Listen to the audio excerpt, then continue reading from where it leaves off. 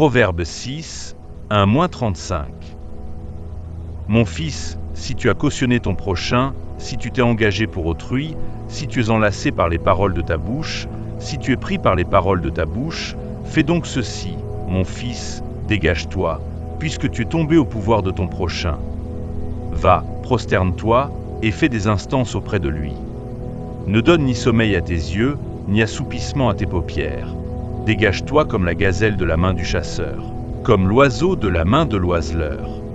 Va vers la fourmi, paresseux, considère ses voies et deviens sage.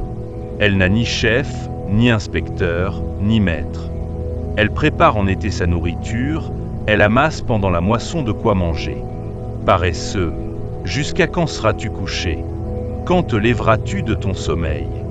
Un peu de sommeil, un peu d'assoupissement, un peu croiser les mains pour dormir. Et la pauvreté te surprendra, comme un rôdeur, et la disette, comme un homme en armes. L'homme pervers, l'homme inique, marche la fausseté dans la bouche. Il cligne des yeux, parle du pied, fait des signes avec les doigts. La perversité est dans son cœur, il médite le mal en tout temps, il excite des querelles. Aussi sa ruine arrivera-t-elle subitement. Il sera brisé tout d'un coup, et sans remède. Il y a 6 choses que est l'Éternel, et même 7 qu'il a en horreur.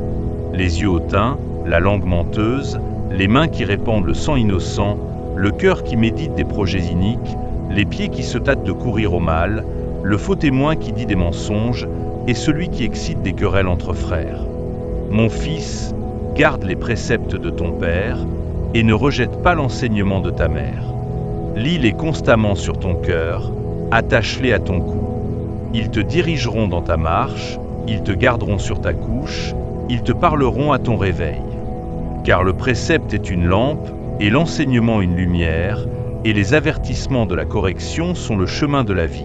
Ils te préserveront de la femme corrompue, de la langue doucereuse de l'étrangère. Ne la convoite pas dans ton cœur pour sa beauté, et ne te laisse pas séduire par ses paupières. Car pour la femme prostituée, on se réduit à un morceau de pain, et la femme mariée tend un piège à la vie précieuse. Quelqu'un mettra-t-il du feu dans son sein, sans que ses vêtements s'enflamment? Quelqu'un marchera-t-il sur des charbons ardents, sans que ses pieds soient brûlés?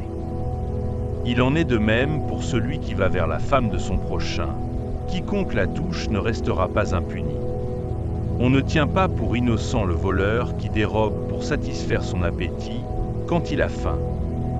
Si on le trouve, il fera une restitution au septuple, il donnera tout ce qu'il a dans sa maison.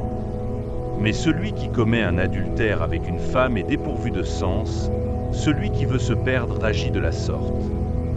Il n'aura que plaie et ignominie, et son opprobre ne s'effacera point. Car la jalousie met un homme en fureur, et il est sans pitié au jour de la vengeance. Il n'a égard à aucune rançon, et il est inflexible, quand même tu multiplierais les dons.